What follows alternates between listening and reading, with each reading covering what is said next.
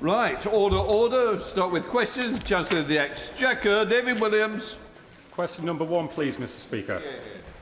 Chancellor of the Exchequer.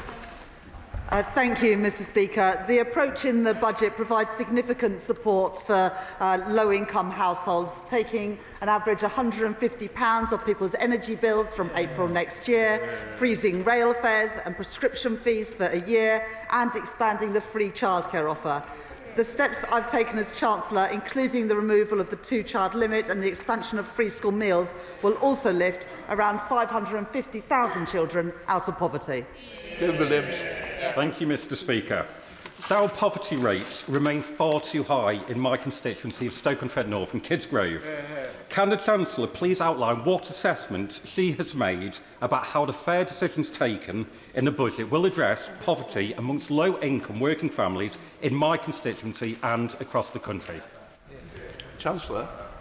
Thank you, Mr. Speaker. And the honourable gentleman might know that around 4,000 children in his own constituency of Stoke-on-Trent North will benefit from the removal of the 2-child benefit. That means 4,000 more children being able to go to bed in a house that is not cold and damp, and waking up in the morning and being able to have a breakfast, and the parents being able to afford things that currently they can't.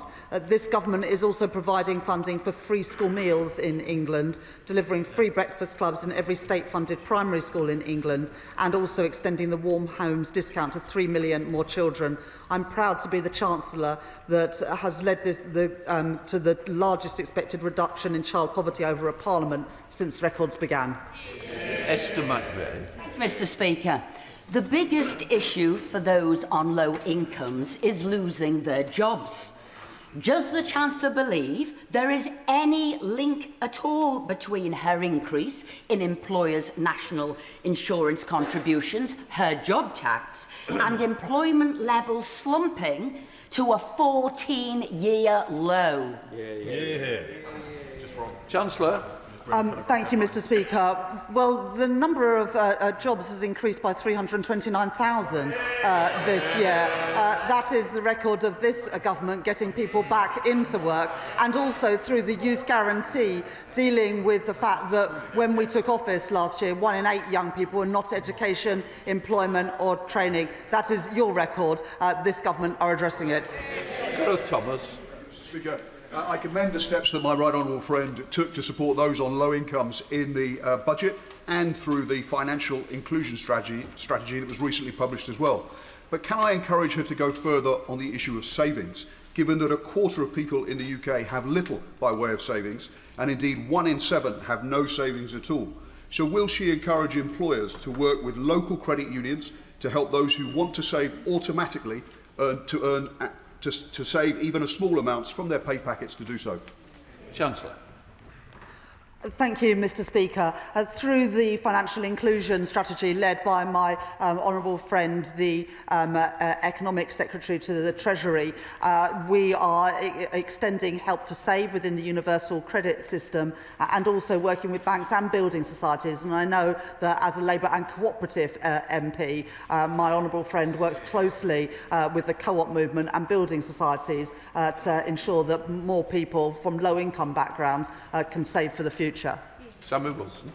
Mr. Speaker, low-income families have been hit by being dragged into tax bands which they weren't in before, facing energy costs, and now the Chief Executive of Aldi has said that unless the Chancellor reviews her raid on farm inheritance tax, that there's going to be rising food prices hitting low-income families as well.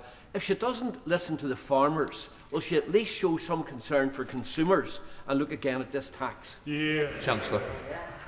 Thank you, Mr. Speaker. Well, if you look at what's happened since the budget, the co-op has cut or frozen the prices on 2,700 essential products at a cost of £1 billion, recognising the impact that the cost of living still poses to families, but also reflecting the budget package which supports our high streets, including our supermarkets. Stephen Gethings. 2, please, Mr. Speaker. Who's doing 2, folks? Chancellor. Thank you, Mr Speaker. The OBR have estimated that productivity will be 4% lower than it would have been had the UK not withdrawn from the EU. But alongside trade deals struck with the US, India, the government is also resetting our relationship with the EU to get better deals, for example, on food and farming and also on electricity trading. But the Honourable Member's Party talks about how leaving the European Union has been costly and disruptive, but somehow thinks that Scotland leaving the UK and its internal market would be magically effortless and cost-free. I must say that the SNP are no better than those who promised the public an extra £350 million a week for the NHS. It's all talk, but no delivery. Stephen Gethins. Thank you, Mr Speaker. Now, I'm going to try and strike a note that's maybe a little bit better in terms of when we worked together with the Prime Minister, the Chancellor and others to ensure that we overcame Tory secrecy with their analysis of what it would be like to be outside the single market and the customs union. We worked together on that. So if we could overcome Tory secrecy on analysis about what it's like to leave the EU, with it now costing an estimated £250 million a day, when will the Labour Party release their analysis? Chancellor. Well, the Office of Budget Responsibility produced their independent analysis. They have confirmed that they believe that that 4% number is the correct number, and it's the one that they continue to maintain in their forecasts. Bottle Crichton. Thank you, Mr Speaker. Can I ask the Chancellor if the Treasury has made any assessment of the SNP's plans to separate Scotland from its main market, the rest of the UK, which is 60% of its trade? And while I'm at it, can I thank the Chancellor for £820 million extra to the Scottish budget? Order. Sorry. The good news for the Chancellor is she's no responsibility for the SNP. Right, let us move on to Daisy Cooper, Liberal Democrat spokesperson. Thank you, Mr Speaker. The botched Brexit deal has wrapped up British businesses in red tape and has blown a hole in the public finances to the tune of £90 billion a year.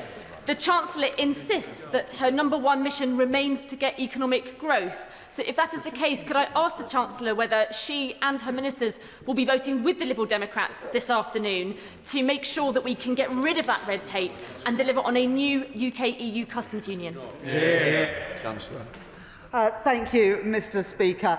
Since we came into office last year, we've reset our relationship with the EU, which is why last May we agreed with the EU an expansive set of changes to our relationship, including on food and farming, on electricity and energy trading, and also on youth mobility and Erasmus. And we're taking all of that forward. But at the same time, we're also taking opportunities to trade more with fast-growing economies around the world, including India, and also by getting the first and the best trade deal that anybody has secured with the US. That's how we are going for growth, alongside the planning and infrastructure bill that we passed last night in this place. John Long.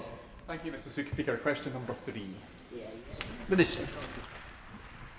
With permission, Mr Speaker, I should like to answer this question together with question number 18.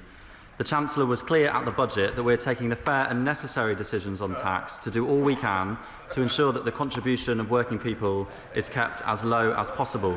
We've reduced the gap between taxes on income from assets and income from work. We've stopped the unfairness that a £10 million property can pay less council tax than a typical terrace house in much of England, and much more.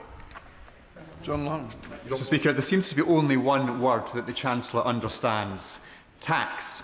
Her decision to continue the freeze on income tax thresholds is a hammer blow to working people.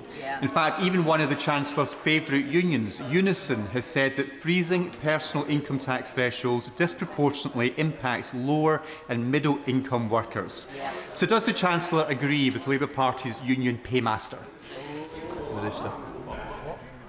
I was a bit confused by that question there. You have to forgive me, Mr Speaker, but the honourable member said that there was one word that was important. Let me give the member one figure, Mr Speaker: £150. That's the amount we're taking off energy bills next year to help people deal with the cost of living in the here and now, supporting people because of the mistakes that previous governments made, not investing in our energy infrastructure and not investing in our future. We're picking up the pieces where they didn't make the decisions necessary. So Ashley Fox. Mr. Speaker, extending the freeze on income tax thresholds will cost working families £900 a year. It will also drag many pensioners into paying income tax for the first time. Why is he hitting these low-income families to pay more for welfare? Minister. Thank you, Mr. Speaker. I would suggest to the honourable member that he asks his front bench why 75% of the impact of people paying more tax at the lower end is a result of the decisions made by the previous government, who spent 7 years freezing income tax thresholds. It's a bit rich to talk about this government doing it for 3 when they did it for 7. Martin Rhodes. Thank you, Mr. Speaker. What assessment has the Minister made of the impact for working people from the historic increase in the living wage? Minister. Thank you, Mr. Speaker, and I thank my honourable friend for his question. Yes, we have chosen to uplift the national living wage and the national minimum wage, Mr. Speaker, so that those on low incomes are properly rewarded for their hard work. This will benefit 2.7 million people, including many people in his constituency and across the whole country, and I thank him and members, particularly on this side of the House, for their support for making sure we can make work pay up and down this country. Mr. Speaker, pensioners in my constituency of Hartlepool who rely solely on the state pension have shared their concerns with me that freezing the tax threshold will draw them into tax.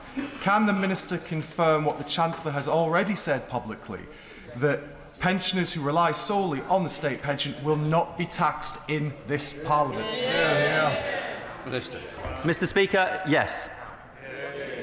Richard Fuller, the Conservative spokesperson. Thank you. Thank you, Mr. Speaker. The Minister said fair. No, no, no. Perhaps breaking the election promise on tax thresholds may be the reason why by 2 to 1 the public view the budget as unfair. Just 3% think it will make them better off, and 2 out of 3 think things will get worse. So, does the Minister want to tell the public they are wrong, or will he explain to the House why this budget has been received so badly by the British people? Minister. Thank you, Mr. Speaker. The shadow spokesperson talks about fairness. Let me just identify one element of unfairness that he left in the tax system that this government is correcting, and that is a popular measure when we look at the views of the public up and down the country. We don't think it's fair on this side of the House, Mr. Speaker, that someone in a £10 million property can pay less council tax than someone in a typical terrace house in his constituency, in my constituency, and constituencies across the whole of England. We are making that change to make things fairer in this country. Jack Rankin. Number 4, please, sir. Minister. Thank you, Mr. Speaker. The forecasts accompanying the budget set out that the Office for Budget Responsibility expect employment levels to rise in every year of this Parliament. They also set out that employment is forecast to be higher in every year than previously expected back in March. Jack Rankin. 1 million young people not in work, education or training and 2.8 million out of work on long-term sickness benefits is both a financial catastrophe and a moral failure. The Prime Minister has rightly said it is his moral mission to get young people into work, but how does he square this with 2 budgets that have hiked taxes on working people by £66 billion whilst giving a pay rise to those on benefits? Minister. Thank you, Mr. Speaker. The honourable member is right to call those things a moral and an economic disgrace. Do you know who created them? The party opposite. Who saw a 50% in neat numbers? The party opposite. Who created the benefit system that is failing today? The party opposite. Who failed to reform the benefit system? The party opposite. Katrina Murray. It's number 5, Mr. Speaker. Minister. Mr. Speaker, we published the Financial Inclusion Strategy last month, outlining ambitious measures that will improve financial inclusion right across this country. I am very grateful to my honourable friend for her advocacy on this issue through the APPG for debt and financial inclusion. And in line with the priorities outlined by that APPG, the strategy champions inclusive design to make products more accessible, increases debt advice capacity and supports financial independence for survivors of economic abuse. Katrina Murray. Thank you, Mr Speaker, and I welcome the Minister's response. I am a long-standing member of the NHS Credit Union, which is one of the credit unions affected by the withdrawal of the Family Protection Plan by C Mutual on the 30th of November. Policyholders over the age of 70 who have paid premiums well in excess of what they would have expected to have paid out have been left in the lurch with no alternative provision given. I thank the Minister for what she has done so far in pursuing peace of mind for those who have tried to do the right thing and planned for their funerals. But in the interim, can I ask the Minister to bring all the stakeholders to the table to try and reach a solution that benefits particularly those policyholders? Mr Speaker, as my honourable friend knows, I have been very sorry to hear the difficulties of those affected by the withdrawal of this product, and I want to pay tribute to her for all of her efforts, and indeed those of her other colleagues as well, who are doing everything possible to assist constituents on this. My officials are monitoring this matter very closely, and we are encouraging anyone with information relevant to the FCA's investigation to go straight to the FCA. However, Mr Speaker, I would be more than happy to do as she suggests and get stakeholders together. Tim Farrell. Thank you, Mr Speaker. Access to banking is surely a key part of financial inclusion. The high street banks save £2 billion a year from having abandoned our high streets and our town centres. And our post offices pick up the tab, and we're glad that they do. But they are not funded by the banks anywhere near enough to be able to maintain their presence. In Westmoreland, we have lost Hawkshead, Staveley and Grasmere post offices, and we're set to lose Shap and T-Bay, largely because the banks don't fund the post offices for doing their jobs properly. What's the Chancellor going to do to make them do that? Minister. Mr Speaker, I thank the honourable member for his question. We very much understand the importance of in-person banking, including to rural communities and indeed beautiful communities like that he represents. But that's exactly why we're committed to rolling out 350 banking hubs right across the UK by the end of this Parliament. Over 240 hubs have been announced so far, and more than 190 are already open. Garnish, Shadow Minister. Thank you very much, Mr Speaker. Mr Speaker, in the recently published Financial Inclusion Strategy, the Government says, and I quote, "Our aim is to create a culture in which everyone is supported to build a savings habit, building their financial resilience in the long term." Mr Speaker, what's not to like about that? But that makes the Chancellor's political decisions in the budget even more confusing. And just look at what was announced. Reducing the cash ISA limit to £12,000, scrapping a lifetime ISA, capping salary sacrifice schemes at £2,000, increasing tax on dividends by 2 percentage points, increasing savings income tax by 2 percentage points, freezing the repayment thresholds for student loans, freezing income tax thresholds for working people, freezing personal allowances thresholds for pensioners. No, please, just sit down. No, don't challenge me. It's not a good idea. I'm just going to say, we did do quite a few days on the budget. I think we can all quite remember every point you're making. Is there anything you'd like to add? If you've carried on the list, forget it. Minister. Mr Speaker, the shadow spokesperson makes reference to a number of changes in the budget which were pragmatic, responsible and fair, and I contrast that with their approach, which would return us to austerity, which would be both irresponsible and unfair. Sir Julian Smith. Question number 6, Mr Speaker. Minister. Thank you, Mr Speaker. With permission, I would like to answer this question together with question number 20. Small and medium-sized businesses are vital to our economy and our communities, and the Government's Small Business Strategy, published in July this year, sets out our approach to supporting them.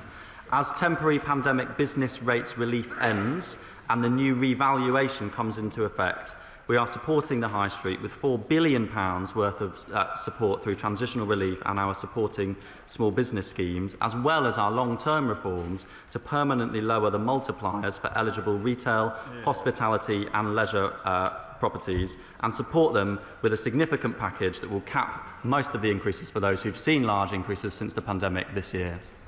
Sir Julian. Thank you, Mr Speaker. Last week, Skipton was voted the happiest town to live in Britain. And one of the reasons for this, Mr Speaker, is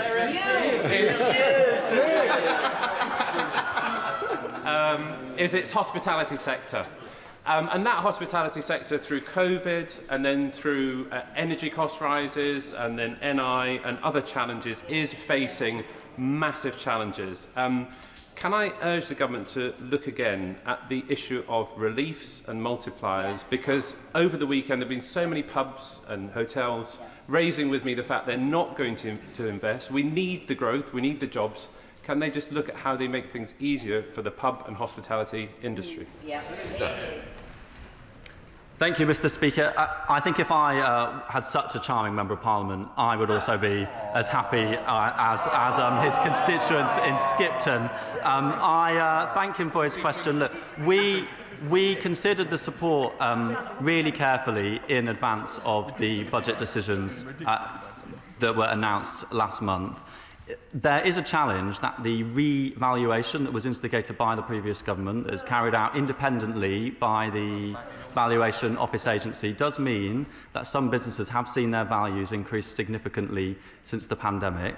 That's why this government is putting in £4 billion of support over the coming years, with around half of that coming next year to support businesses. Many will see their increases capped, Mr. Speaker, at either £800 or 15%.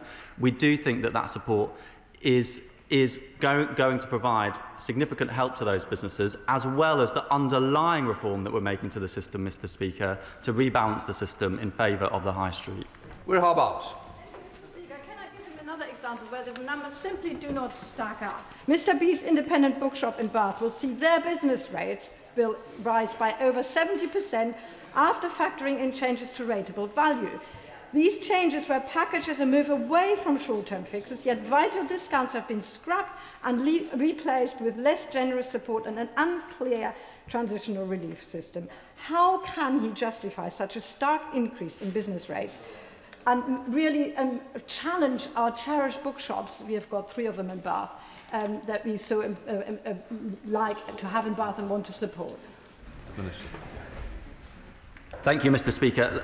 I think it's really important for all of us to make sure that we're communicating to the small businesses in our constituency, as I was doing this weekend, that there is a difference between the increase in the rateable value, and it may be that the business that she's referring to, and I like all good small independent bookshops myself, has seen a large increase in its value since the pandemic. But precisely because that has happened in some cases, we are implementing a very significant support package this year that will mean that no business that has a rateable value of less than £100,000 will see an increase in its bills of more than either 15% or £800. There's a bit of a technical detail there, which I'd be happy to go into with the member. But the important thing is there are significant protections in place this year on bills, even if rateable values have increased significantly since the pandemic. Lewis.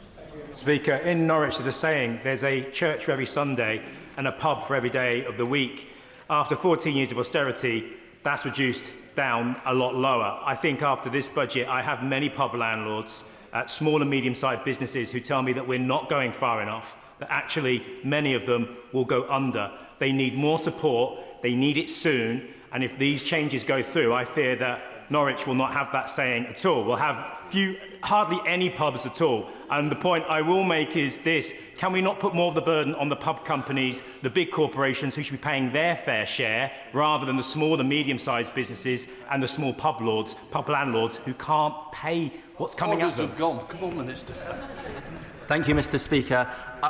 One of the things that we have announced at the budget is a rebalancing in the system away from those properties that have large rateable values towards the small businesses on our high street. That's worth almost £1 billion, that shift from the large to the smaller properties, supporting them within the business rate system as part of our work to reform business rates to support our high street. Ruth Cadbury. Thank you very much, Mr. Speaker. I also welcome the government's support for our high streets and also the consultation that the Treasury launched on the 25th of November around the business rate system. But it's not just high streets that are suffering until now. Under the current system, major transport infrastructure owners face crippling bills. Eurotunnel face a tripling of their business rate valuation from 2017 to now. So they have cancelled investment in their international international freight hubs. And under the current system, Heathrow Airport's business rates bill currently will increase by millions of pounds. So will the Treasury's consultation on the 25th of November give transparency and predictability? Order. I think we've got to get it. I think it's the hospitality sector that might be using the rail industry somewhere with the freight, so I'm sure we can get something in there. Thank you. Yes, Mr. Speaker, I'm sure that many of us do jump on the train to then go and support our hospitality businesses. The consultation that my honourable friend mentions is actually a very important piece of work that we've published on the day of the budget. Chapter 4 of our call for evidence on how we can reform business rates to support investment will be really important, because we do recognise that airports, large infrastructure, they are valued in a different way, Mr. Speaker, than the rest of the business properties, and we do want to look at the changes that we can make to support those businesses who have seen very significant increases in their rateable values. They, of course, will be capped as well under the scheme that we have announced. James Welsh, Shadow Minister. Thank you very much, Mr. Speaker. The Chancellor promised a new golden era of hospitality. But the reality of her business rates raid, as the British Beer and Pub Association has said, is sleepless nights, pay cuts and staff layoffs for publicans, who will be paying an extra £13,000 on average. Why did the Chancellor last week tell businesses their taxes were going down when they're going up? And will she think again and change the multipliers? Minister. Thank you, Mr. Speaker. The multipliers are a product of the change in the valuation, and they did come down, and then we brought them down even further for RHL businesses. I would say to the honourable member that without intervention this year, the bills paid by pubs would have increased by 45% as a result of the increase in value since the pandemic. Because of the significant intervention that this government is making this year, they are going up by 4%. That is the impact of the changes that this government has made. Daisy Cooper, Liberal Democrat spokesman. Thank you, Mr. Speaker. High street hospitality businesses are on a knife edge, and this is a disaster in the making. The government says that it has rebalanced business rates, but that is not the case. UK Hospitality says that the average increase for hospitality will be 76% over the next 3 years, compared to warehouses, offices and large supermarkets, which will only go up by 16%, 7% and 4%. The reality is, Mr. Speaker, that the government repeatedly said it was going to introduce permanently lower business rates, and businesses heard that and made decisions based on what they heard. Now their bills are going up. So can I please implore the Minister, in the spirit of constructive opposition, please look again. Please use powers to reduce the multiplier to minus 20p, and also look at emergency VAT cut too. Minister. Thank you, Mr. Speaker. Look, we have set out our plans to reduce the multipliers for retail, hospitality and leisure properties. That is a rebalancing in the system. It does mean that they face the lowest tax rate, particularly the smallest RHL properties, in the system than since 1991. At the same time, there is she shakes her head, but the tax rate is the lowest it has been since 1991.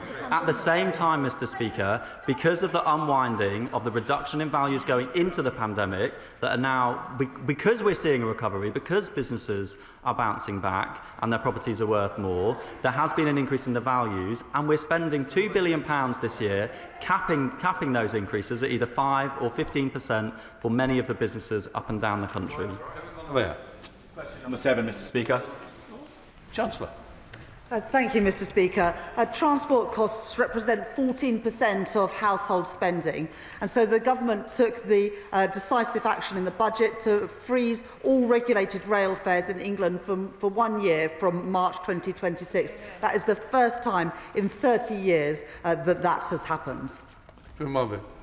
Thank you, Mr. Speaker, and I'd like to thank the Chancellor and the Transport Secretary for freezing rail fares next month, which will help ease commuting costs, especially for constituents in mine using Stevenage and Nebworth stations. However, affordability alone is only part of the railway jigsaw. Regeneration schemes like Stevenage Station Gateway, supported by the Government's Towns Fund, are part of a wider £1 billion regeneration programme for our town, and that's a real opportunity to modernise transport hubs and improve connectivity, help commuters get to work more easily. So will my right honourable friend ensure that infrastructure investment for projects like these are prioritised so commuters can get to work and local economies I'm sorry, the Chancellor's even ready now. Your season tickets run out. Come on, Chancellor. I just want to talk about Stevenage, Mr. Speaker.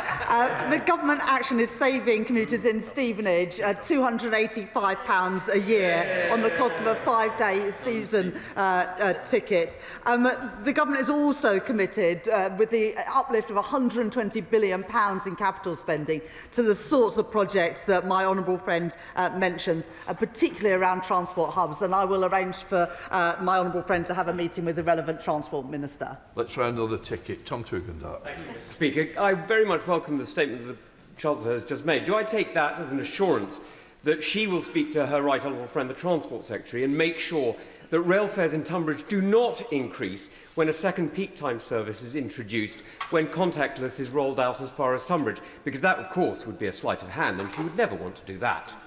I thank the honourable gentleman for that question. In Tunbridge as well, regulated fares will be capped, will be frozen for a year from March next year. I know that many of his constituents commute into central London every day, and that will mean that people in Tunbridge and in all of our constituencies, if they commute, will have a bit more money in their pockets. Jack Abbott. Question number 8, Mr. Speaker. Minister. With permission, Mr. Speaker, I should like to answer questions 8 and 13 together. The recent budget backs British innovation and aspiration by supporting businesses to start, scale and list in the UK. We've put in place a 3-year listing tax relief for firms that list here, and we're expanding enterprise tax reliefs to incentivise investment in scaling firms. This means more jobs, more growth and more British companies competing globally. Jack Abbott. Mr. Speaker, over the last 18 months I've been working hard to drive investment into my town, county and region, and was proud to unveil the East of England's £4 billion investment prospectus at UK Reef earlier this year. However, I'm also keen to encourage our own homegrown entrepreneurs in Ipswich and Suffolk so we can better support innovative and high-growth businesses.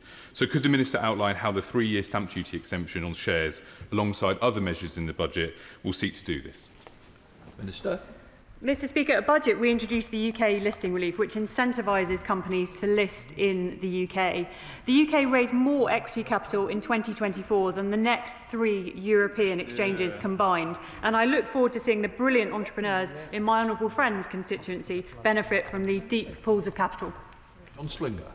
Mr. Speaker, in my constituency I can combine rugby and gin. So I'm grateful to the Chancellor for the measures in her budget to help the hospitality trade and small businesses. But following my visit to family-owned rugby distillery, branded and flavoured around the game, could I ask what steps her department could try to level the playing field, such as extending small producer relief to above the 8.5 ABV limit, 8.5%? Because small-scale producers find it harder to compete fairly with big producers, and we must help them tackle their greater success. Minister. Mr. Speaker, as someone who enjoys both rugby and gin, sometimes both at the same time, I pay tribute to my honourable friend's support for the businesses in his constituency. To support spirits producers, the government has put in place a range of measures, and as to small producer relief, I know that the Exchequer Secretary is open to the evidence of the operation of the new system. And I should add that the government plans to evaluate the reforms in late 26, 3 years after they took effect. I presume you mean rugby league as well. Sir Roger again. Thank you, Mr. Speaker. In East Kent, there is an entrepreneurial chain of coffee bars, 25 coffee bars, employing young people who otherwise would probably be unemployable. The profit margin on those 25 coffee bars for the last year was £12. The hospitality industry is on its knees. Will the Chancellor recognise the need to cut VAT on hospitality to 10%? Minister. Mr. Speaker, we are putting in place a support package, as has been already covered by my colleagues, a £4 billion worth of support package, and we are continuing to engage with the hospitality sector. I should also add, Mr. Speaker, that we're easing licensing to help venues offer pavement drinks and one-off events as well. Glenn. Thank you, Mr. Speaker. I welcome the changes to the listings review, but would the Minister look at what's happening with R&D tax credits and the efficiency of the delivery of those tax credits? Because before businesses can get to listing, they are struggling when that doesn't work well enough. Minister. Mr. Speaker, I'm grateful to the honourable member for his question, as I always am. I think we are doing an awful lot, Mr. Speaker, including many measures announced at budget to support R&D in this country, including an additional £7 billion into specific areas within the industrial strategy. Steinmeier. Speaker, question number 9. Minister. Mr. Speaker, as my honourable friend will know, last year the government signed a £100 million Falkirk and Grangemouth growth deal with the Scottish Government. At the budget this year, we further recognise Grangemouth's centuries of history as a key UK industrial site by announcing additional investment of up to £14.5 million to support industrial projects that can create jobs. Alongside this, the National Wealth Fund is ready to invest £200 million alongside the private sector to help unlock Grangemouth's full potential and secure our clean energy future. Steinmeier. Additional £14 million plus to get new industry delivered quicker in Grangemouth, and the £25 million to finalise the Freeport in the budget 2 weeks ago is welcome. Forth Valley College is vital to giving local working class kids the skills they need to grasp the new opportunities that must come to Grangemouth. But it has been failed by the SNP Scottish Government's staggering 20% cut to colleges since 2021, and Alloa campus now faces closure. Will the Minister consider stepping in with direct skills support for this vital college? Minister. Mr. Speaker, education and skills policy, including the funding and operation of colleges, is fully devolved to the Scottish Government, and that means it is for Scottish ministers to decide how to support Forth Valley College with the overall settlement. Now, Mr. Speaker, as my honourable friend will know, the spending review provided the Scottish Government with their largest settlement in real terms since devolution in 1998, and the budget provided an additional £820 million for Scotland through the Barnett formula. Mr. Speaker, we will be campaigning in the months ahead to make sure decisions about how to invest that funding in Scotland's future are taken by Anna Sarwar and a Scottish Labour government.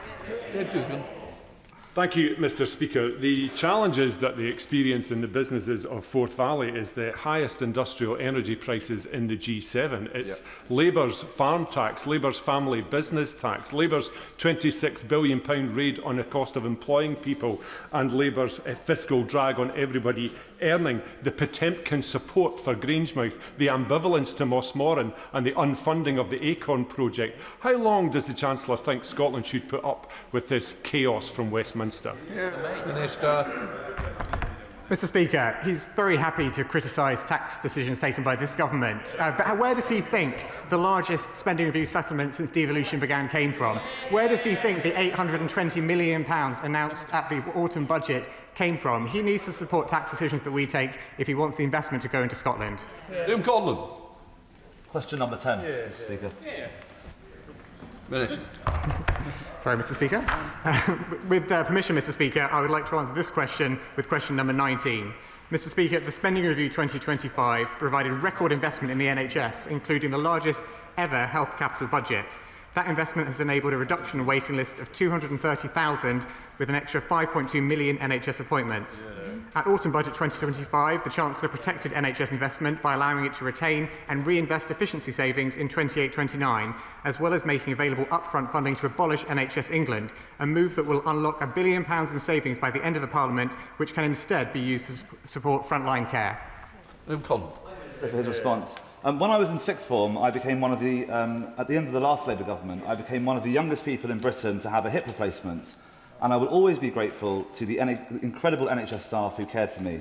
But between 2011 and 2024, because of savage Tory cuts, the waiting list for hip replacements at King's College Hospital Trust, which serves my constituency of Beckenham and Penge, more than doubled.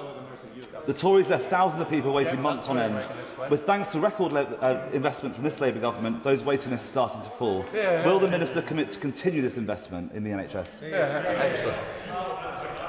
Well, Mr. Speaker, I thank my honourable friend for his question, and like him, I will always be grateful to the incredible NHS staff who got me back fighting strong after I was diagnosed with a neuromuscular condition in my 20s. Mr. Speaker, people across the country have stories like ours. And that is because we all depend on the NHS. And that is why it is such a priority for us as a government to invest in our health service, to get it back on its feet, and to build an NHS that is fit for the future. Sam Nopper. Thank you, Mr. Speaker. Can I thank the Chancellor for investing in our community care? In Stroud, the two beating hearts of our community are GP surgeries and our village pubs, which actually provide and reduce social isolation. So today, the publicans are all meeting in Stroud Brewery discussing the impacts of business rates. So could I invite the Minister to perhaps discuss with a pint, over a pint, how we can help our pub landlords? But there we are. Minister. Well, I thank my honourable friend for his question. He's right to point to the role that pubs play in the heart of local communities, so I assume the pub and GP surgeries are separate in the example that he gave there. Mr. Speaker, as my honourable friend, the Exchequer Secretary, set out earlier, we're in a situation where temporary pandemic business rates relief is coming to an end and the new revaluation, which is post-pandemic, comes into effect. In that context, we're supporting the high street, including pubs, with permanently lower tax rates for eligible retail, hospitality and leisure, as well as a support package that means most properties seeing increases will see them capped at 15% or less next year, or £800 for the smallest. Blackman. One of the challenges the NHS faces is dealing with people that are street homeless and then have to go into hospital, obviously, for treatment. They're then discharged, and it's almost like a rotating saw, unfortunately. What is needed now is targeted funding to make sure that the NHS discharges people into somewhere they have a safe place to live. Will the Minister take that challenge up, particularly at this time of year? Minister. Well, I thank the honourable member for his question, and he's absolutely right to point to the fact that people showing up in hospital can often reflect other social issues, whether that be homelessness, child poverty, or other challenges that people face. As a government, we take tackling homelessness, by which I mean temporary accommodation and rough sleeping, incredibly seriously, and we'll be publishing a homelessness strategy shortly.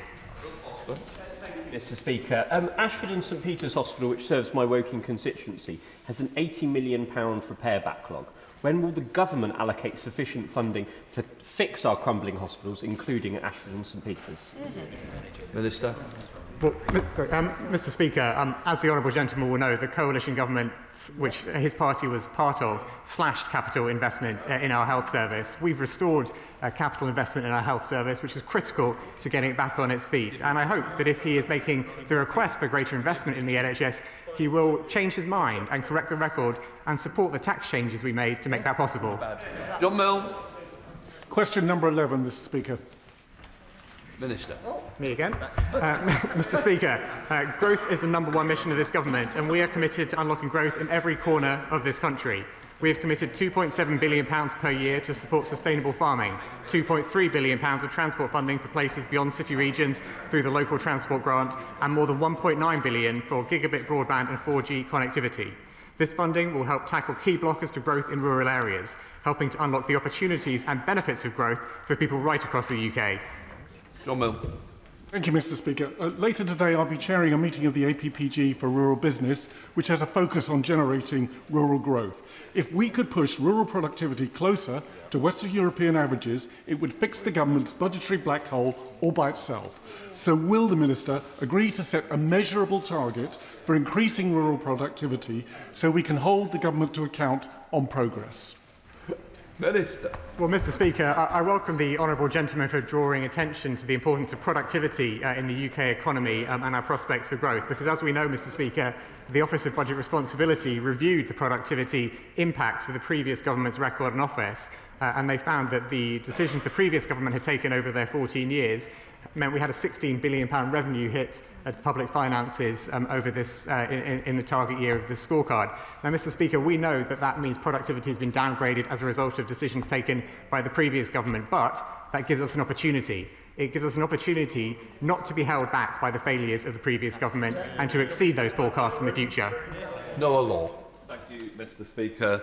Cornish communities and SMEs in the supply chains of Cornwall's most promising industries alike will have been delighted at the Chancellor's announcement of the Kerno Industrial Growth Fund in the recent budget. But does the Chief Secretary agree with me that these funds should be invested prudently, sustainably, and the proceeds recouped to the Cornish public's coffers so that they can be invested again in future projects?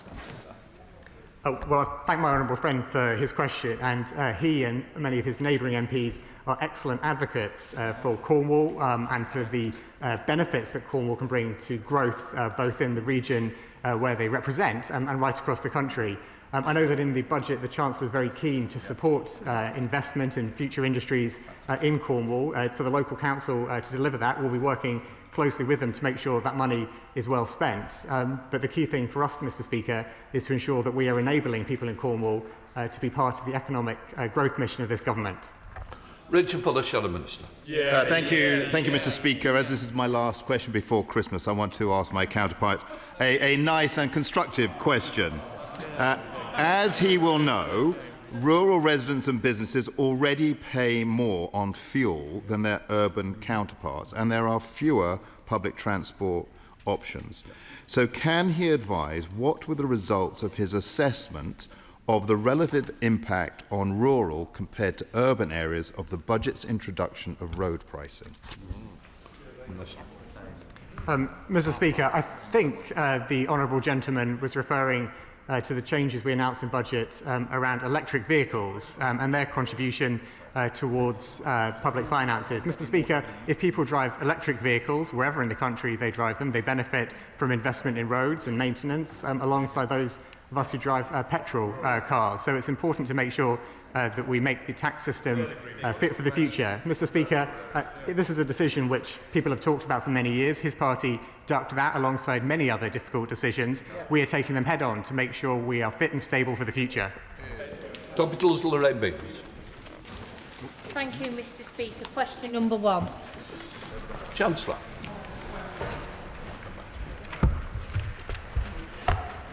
Thank you, Mr. Speaker. COVID, fraud and error under the previous government's mismanagement cost the taxpayer £10.9 billion. They played fast and loose with the public purse and left the front doors wide open to fraud. That is why I've appointed a COVID Corruption Commissioner to carry out the independent review. This government is doing everything to recover taxpayers' money. We've already got back around £400 million, with more to come. That money belongs to the British people, in our communities and in our NHS. We welcome the publication of the Commissioner's independent report and we will respond fully in the new year. Thank you, Mr. Speaker. The British people are paying the bill for criminal COVID fraud. Under the Conservatives, waste and corruption exploded and taxpayers' money was stolen. Will the Chancellor make sure that the Labour government continues to go after those who stole from the British taxpayer and make sure we get every penny back? I couldn't agree more with my honourable friend. The previous government failed to protect public money, while this government has generated around £400 million in getting money back. We all know what happened. The Tories dished out contracts to their friends and their donors, money that never belonged to them. This government will leave no stone unturned because that money belongs to taxpayers, not with cronies or crooks. We come to the Shadow Chancellor, Sir Melstry. Thank you, Mr. Speaker. Mr. Speaker, the process surrounding the budget was utterly chaotic. We had months of damaging speculation, fuelled by briefings and leaks from the Treasury itself. That included briefings on the 14th of November, which moved markets and gave the appearance, at least, of being deliberately inaccurate, which is why we need the FCA to investigate. But can I ask the Chancellor a simple question? Did she at any point authorise or allow confidential details of the budget or the forecast to be briefed to the press? Yes or no? Chancellor. No. Sir Melstry. Mr. Speaker, the OBR's own guidance says, and I quote, "The interim rounds are transmitted to the Chancellor in confidence." Yet the Chancellor repeatedly stated before the budget that the OBR had downgraded their productivity forecasts. In her statement in Downing Street on the 4th of November, she said in relation to the OBR's forecast, and I quote, "It is already clear that the productivity performance is weaker than previously thought." Why did the Chancellor breach the confidentiality of the OBR? Chancellor. Well, in the spring statement, the OBR were clear that productivity was coming in lower than forecast, and they were clear that they were reviewing that over the summer. The numbers that the OBR have since published showed that in the final pre-measures forecast, the fiscal headroom was just over £4 billion. I was clear in my speech on the 4th of November. I didn't want to reduce the headroom. I wanted to increase it. I increased it to bring back the stability that's much needed in our economy after 14 years of Conservative government. Thank you, Mr. Speaker. Having worked on child poverty for over a decade, I've seen first-hand the damage to health, education prospects and life chances that poverty can cause, put at £40 billion a year by Child Poverty Action Group. Can the Chancellor assure me that the child poverty strategy will build on the historic budget announcement on the two-child cap and do more to reverse the appalling rise in poverty that we saw from the benches opposite? Minister. Mr. Speaker, the child poverty strategy published last week sets out the steps we are taking to support families now, as well as the building blocks we are putting in place for the long term. We will lift 550,000 children out of poverty, both by removing the two-child limit and through other measures, including the expansion of free school meals. Ashley Fox.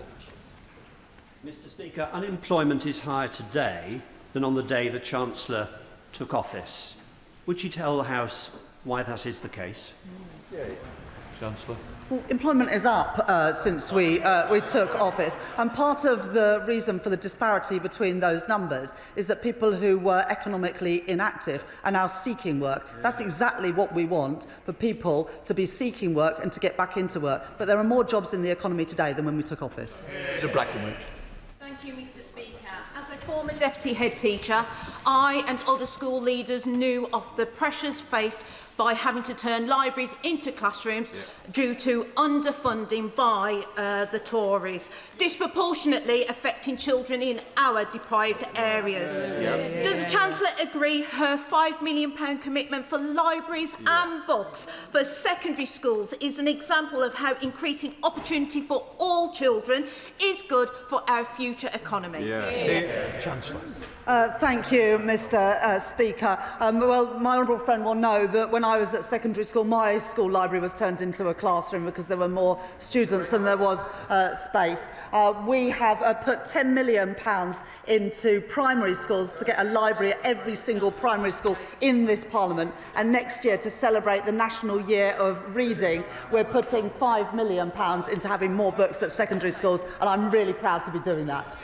Matt Vickers. 110,000 jobs have been lost in the hospitality sector since this government came to office, and 8 pubs are closing every week, but the Chancellor's made it worse. Jonathan at the Devonport has told me his business rates are set to treble. Does the Chancellor realise that her budget will cost people their jobs, landlords their businesses and communities their pubs? Minister. Let's be clear, nobody's business rate bills are tripling. It's important, as members of Parliament, if we have businesses coming to us to talk about the increases in their rateable values because of the unwinding of the effect of the pandemic, that we are clear on all sides of this House that the government has put in support to make sure that pubs and those who've seen their values go up will not increase next year. If the pub's rateable value is more than £100,000, they'll be capped at a 30% increase. If it's less, they'll be capped at 15% or £800. That's £4 billion of support, Mr. Speaker, that this government is providing. Tom Hayes. Thank you, Mr. Speaker. An independent and effective OBR is critical for our country, but it needs to do better. Why can't the OBR count? Why can't it forecast accurately, given the economy grew 50% faster than they predicted in March? And why can't it even publish the budget document without making a dog's breakfast of it? So, isn't it time for the OBR to properly price pro-growth measures and get behind our growth mindset? Minister. Mr. Speaker, I can be clear that we are committed to the OBR's independence as our forecaster and to the core role it plays within our fiscal framework. The Chancellor has also been clear, however, that forecasts are not our destiny. We will not let Britain be held back by the failures of the previous government. At the budget, the OBR revised upward its growth estimate for this year, and we are determined to exceed forecasts again. Scotland. Public R&D is so powerful for economic growth that US patents funded by it generate 12 times more growth than those that are not. But does the Chancellor accept the judgment of the OBR that UK public R&D will generate no additional incremental growth because we are not increasing it enough? Minister. Mr Speaker, the Government of course recognises that innovation is key to our long-term economic growth, to higher productivity and indeed to living standards as well. And that's exactly why we're investing more in R&D, and we've made other incentives available too. Thank you, Mr Speaker. Mr Speaker, it's been a rocky week for the Office for Budget Responsibility, so I'm glad that the Chief Secretary recognises and has reiterated the value of an independent regulator in this space.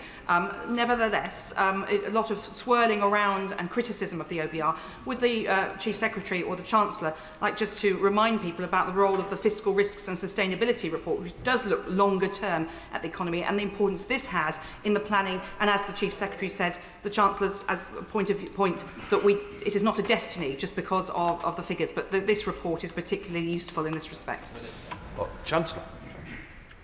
Thank you, Mr Speaker. I have huge respect for the Office for Budget Responsibility, and I reappointed Richard Hughes for a second term earlier this year.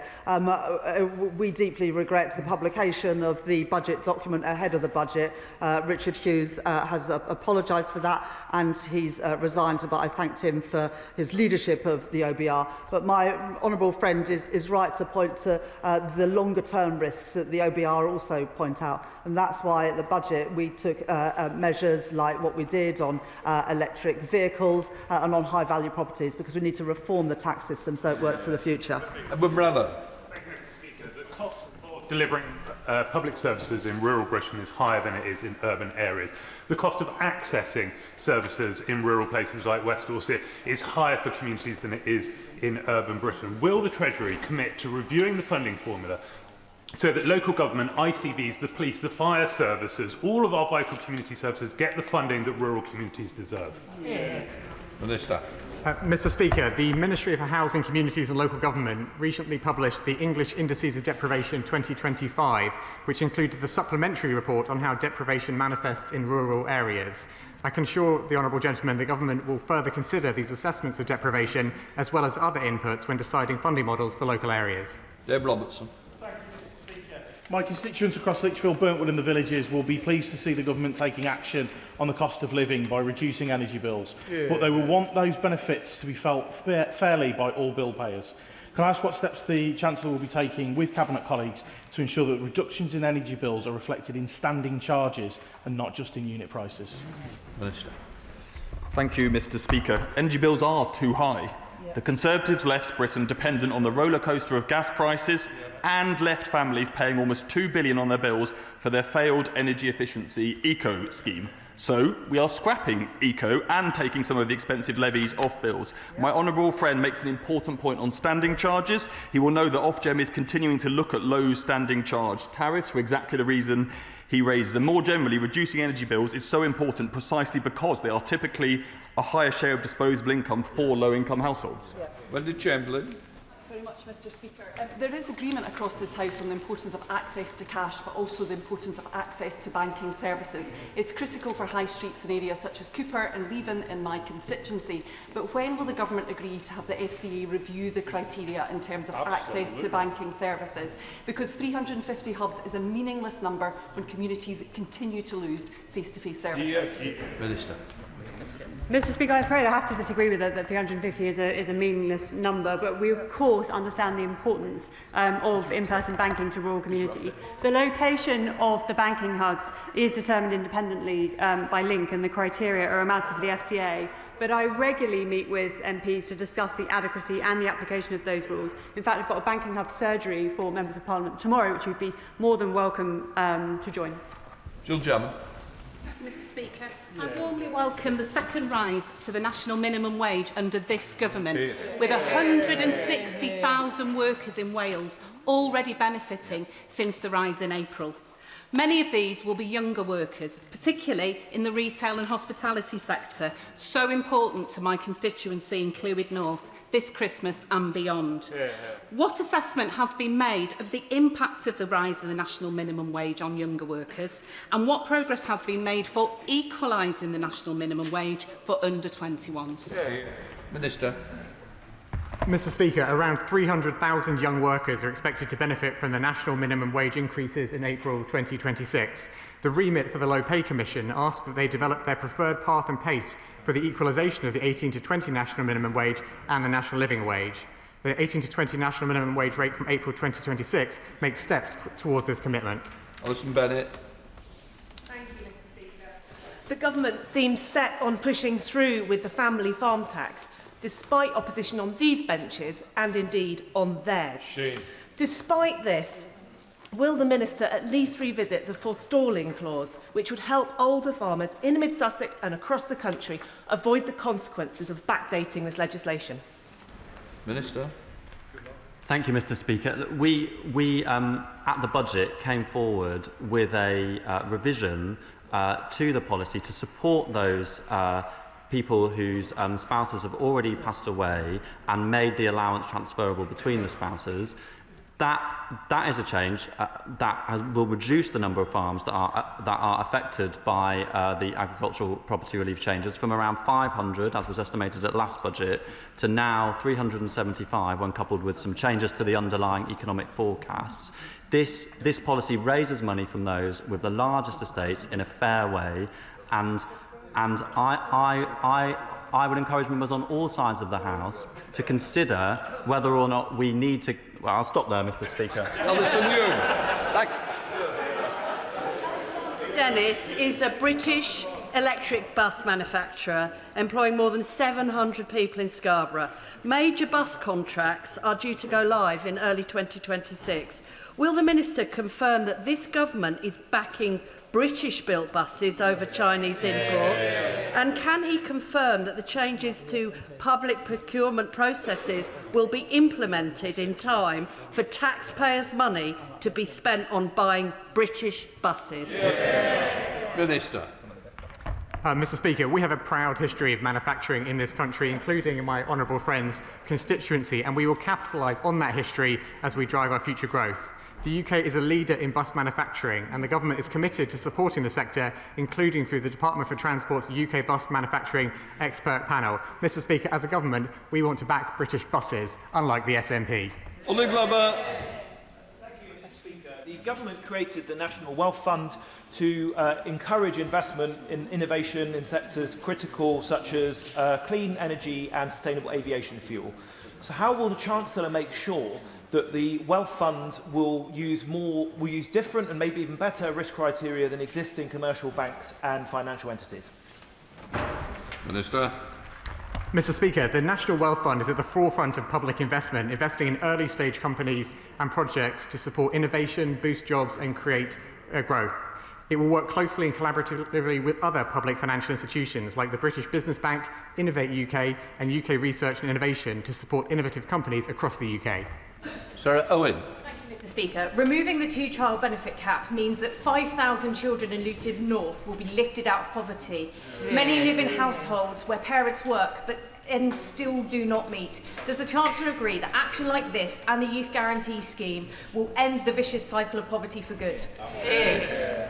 Chancellor.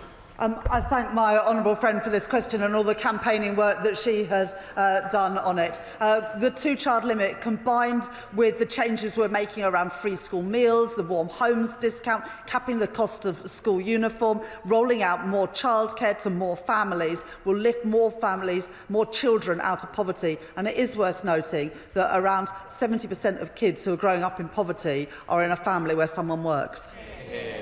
Stephen Ball.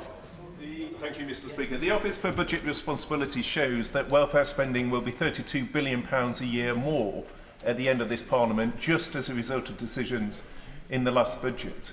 Why was the Chancellor not more honest in the Labour Party manifesto about the choices she wanted to take? Minister. Thank you, Mr Speaker. the welfare state the party opposite created is failing, and we are changing it. Welfare spending rose 3 times as fast under the party opposite than it did under this one because they created a broken welfare system. And to repeat, Mr Speaker, we will change it. Antonio Banks. Very much, Mr Speaker. Last week I went to Anacast in Wednesbury, one of our brilliant foundries. I've also been to Newby foundries, and both have told me of their relief that the landfill tax is not going to impose significant additional costs on them. I wonder if the Chancellor would like to set out the action she is taking to support our brilliant manufacturing and automotive industries at this budget. It's an easy one. Chancellor. I thank my honourable friend for that question. We're backing building and getting Britain building with the planning and infrastructure bill that passed yesterday. I think without the support of the party opposite, but frankly we don't need them. And we are backing our automotive sector with changes to the ECOS scheme, the electric car grant and so much more. We're backing the British manufacturing industry, both automotives, buses, trains and everything else. Stephen Flynn. Mr Speaker, prior to the election, the Record reported the Chancellor as having said that Labour will be as economically radical as Thatcher. Well, with the closures at Grangemouth and Mossmore, uncertainty over the Acorn project and 1,000 jobs being lost every month in the North Sea, have I finally found a promise that this Chancellor's kept? Well, Mr Speaker, as the honourable gentleman knows, we are backing Grangemouth and have put money into the Acorn carbon capture and storage project. We're taking £150 off people's energy bills in Scotland, and in England and Wales, NHS waiting lists are falling. I wonder why they're still increasing in Scotland. Rachel Blair. Thank you, Mr Speaker. Short-term Mr Dugan, what is it about you? Always wanting to shout at the wrong time, please. Thank you, Mr Speaker. Short-term lets cover up to 20% of homes in parts of my constituency. Not only are they eroding communities, I'm concerned that they are not fully paying their tax. What steps will the Chancellor take to address the fact that data from Airbnb suggests that as many as 6,000 homes are being let on short-term lets and vanishingly few are actually registered to pay business rates? Will she meet with me to discuss this issue and how we can recover the tax up to hundreds of millions? So we... Yes, will do. I thank my honourable friend for her question and her continued campaigning on this issue that I know is so important to her constituents. For those who seek to bend the rules, the companies like Airbnb now send HMRC data on all their hosts. Where hosts fail to provide the detail that HMRC requires, Airbnb stop the payments until they do so, Mr Speaker. But we do need to go further, and I will meet with my honourable friend to discuss this. Brilliant, Simon Hall. In the hope that the government had listened to the NFU and others, a North Dorset farming family sat in expectation to the Chancellor's statement for the budget. They were disappointed with the announcements on the family farm tax. He withdrew his medical treatment. 3 days later, he died. So determined was he to keep that family farm within his family, and knowing the struggle that they would have had to have met the tax bills post the 1st of April. I share that not to be inflammatory. I just wanted to make sure that the Treasury bench knows that their decision on the family farm tax has direct consequences to people up and down the country. Minister. I thank the honourable member for that question. The Treasury bench is fully aware of the fact that changes to inheritance tax do, of course, have an effect on those who are older. That is why we have made sure that we have, in the changes that we have put forward that affect both agricultural property and business property, we have a higher allowance with an extra £1 million, and we have a tax rate that is half as low as everyone else pays. We think that these reforms that do raise money in a fair and sustainable way will both contribute to us to be able to raise the revenue that we need and do so in a way that protects family farms. But of course, we understand that there will be impacts on people. That's why we've designed the policy in the way that we have, and we've come forward, Mr Speaker, with the changes that we announced at the budget just a few weeks ago. John Maskell. Thank you, Mr Speaker. 2024, £6,200. 2025, £15,000. 2026, £19,100 after discounts. Independents are really struggling now with the revaluation of business rates. Will the Minister meet with York High Street Forum to really understand the challenge it brings to my city? Yes. Mr. Speaker, I would be happy to speak with my honourable friend about the issues that she raises in her constituency. Rupert Lowe. Thank you, Mr. Speaker. The Chancellor has embarked on a Fabian programme of brutal tax and spend economics that might please the dwindling number of Labour voters, but is hollowing out the nation's productive base. Those who take risk, invest long-term and create high-quality jobs are increasingly voting with their feet. Record numbers of top earners, the rainmakers who actually bankroll public services, are leaving the UK for good, taking their wealth, but more importantly, their brain power with them. Does the Chancellor even begin to understand the lasting and irreversible damage she is causing to the British economy? Minister. Thank you, Mr. Speaker. We've all watched the honourable member voting with his feet by leaving the bunch of crazies that he was part of before this. Now, let's get back to what this government is actually doing to drive growth, increasing public investment by £120 billion over this Parliament and making sure things get built. Building housing, a default yes for developments around train stations. Building transport, the Lower Thames crossing, the expansion of Heathrow and Gatwick airports. Energy at Sizewell and Wilfer. This is a government backing the builders month after month after month. Next bit. Mr. Speaker, the Pensions Minister was brilliant at the budget at helping our mining communities across the UK. Can I, though, ask for an update on plans for the changing of the surplus sharing arrangements for both the Miners' Pension Scheme and the British Coal Staff Superannuation Scheme? Minister. Thank you, Mr. Speaker. My honourable friend has been a powerful campaigner for these pension schemes to those surpluses to be shared with their members.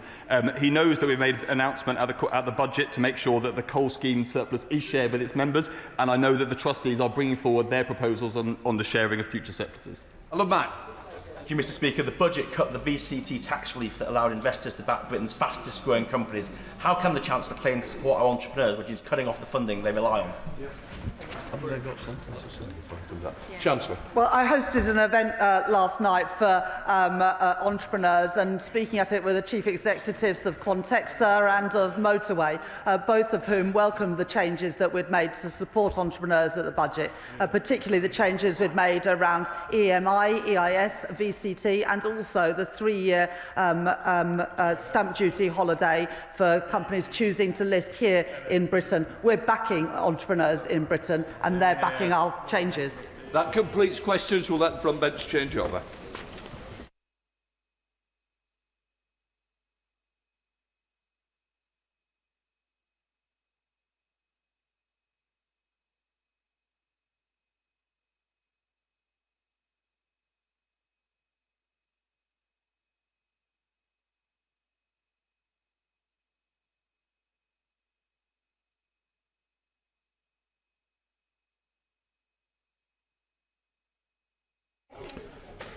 Before we come to the urgent question on Operation Canova, I remind the House that there is an ongoing waiver to allow limited reference to any active legal proceedings relating to the historical troubles-related deaths. Any references to such cases should be limited to the context and to the events that led to the cases, but not to the detail of the cases themselves, nor the names of those involved in them. Members should always take special care to avoid saying anything that might interfere with the course of justice. Can I say, I thought it wouldn't have been a WMS, I thought it would have been a statement to the House. When all the news channels are carrying such a major subject, I really do think this House will have had the benefit. That's why I've granted the UQ. Right, Gavin Robinson. Thank you, Mr. Speaker, and I am grateful for you granting this urgent question to ask the Secretary of State for Northern Ireland if he will make a statement on the latest publication from Operation Canova and the Government's response to its findings. Stay. I'm grateful to the right honourable gentleman for his question, and I want to inform the House that I will be laying a written ministerial statement on this matter later today. Operation Canova has published its final report, which covers the activities of the alleged agent Steakknife, as well as other investigations referred to it by the PSNI. I want to begin by commending the Canova team, led by Sir Ian Livingston and John Boucher, for the exemplary way they carried out their work, built trust with families, put victims first, and provided many answers about what happened to their loved ones. Operation Terma, which was part of Canova, resulted in the prosecution of an individual now extradited from Ireland and awaiting trial for the murder of 3 RUC officers in 1982. Canova has set a standard for future legacy investigations, and we've drawn on a number of those lessons in drafting the Troubles Bill. I wish to express my heartfelt condolences to all the families who lost loved ones in the appalling circumstances described in this sobering report. Operation Canova was asked to establish whether there was evidence of criminal offences by the alleged agent known as Steak Knife or their alleged handlers. The behaviour described of the alleged agent and their role in the provisional IRA is deeply disturbing. It should not have happened. And in recent decades, there have been significant reforms to agent handling practice, including through legislation. The use of agents is nowadays subject to strict regulation, overseen by the Investigatory Powers Commissioner and the Investigatory Powers Tribunal. On Operation Canova's request to the government to name Steak Knife, I told Sir Ian Livingstone in August that, and I quote, "Due to ongoing litigation relevant to the neither confirm nor deny policy, namely the Thompson Supreme Court appeal, a substantive and final response to your request will be provided after judgment has issued in that case." The government's first duty is, of course, to protect national security, and identifying agents risks jeopardising this.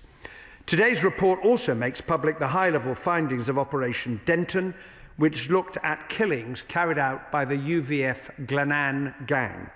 The behaviour reported on, including collusion by individual members of the security forces, is shocking. The government will respond to the full Denton report when it is published, bearing in mind that there are related legal proceedings ongoing in this case and in the case of Steak Knife. The government responded to a number of the other recommendations in the interim Canova report in August. This is available in the library and is also addressed in the written ministerial statement. Mr. Speaker, can I thank the Secretary of State for that response and for being here this afternoon, to discuss Operation Canova. I know that when the Secretary of State was appointed, he has spent an inordinate amount of time on legacy, and I know that he is committed to the principles of not rewriting the past and of ensuring that issues can be explored to the fullest degree. He knows that in Northern Ireland, peace was only secured because of the actions of our intelligence services, our armed forces and brave members of the RUC. He knows that the IRA were brought to their knees by the activities of our intelligence services. And he also knows that the IRA were riven by agents of the state. Both Dennis Donaldson, the Director of Operations for Sinn Féin, and Freddie Scappaticci, the head of the Internal Investigations Unit, also known as Steak Knife. Can I ask the Secretary of State, does he welcome the finding of Operation Canova that there was no high-level state collusion between paramilitaries, loyalist paramilitaries, and members of the army or the security forces? Does he recognise the important role that our intelligence services did play in securing peace in Northern Ireland? Does he recognise that the IRA were riven by informers? Does he realise the absurdity of maintaining the position that Operation Canova could not name Freddie Scappaticci as Steak Knife? Does he recognise in the findings relating to the Dublin and Monaghan bombings that the UK state authorities had no information or intelligence that could have prevented those bombings? And does he recognise, in the context of the debate we are having on legacy, that there are too many inquiries he is letting pass by without highlighting the lack of accountability on the Dublin government, on the Republic of Ireland and their role in supporting the IRA? And we cannot wait until the conclusion of his legislative process or inquiry after inquiry until they open their books, share their stories, and indicate in the basis of truth and justice the role they played in our troubled past. To the right honourable gentleman for those points, and I join him in recognising the huge contribution that was made by the intelligence services and by the Army and by the IUC and other security forces during the Troubles to try and keep people safe and to defeat those who were trying to destroy society as a result of their terrorism. And we all recognise that.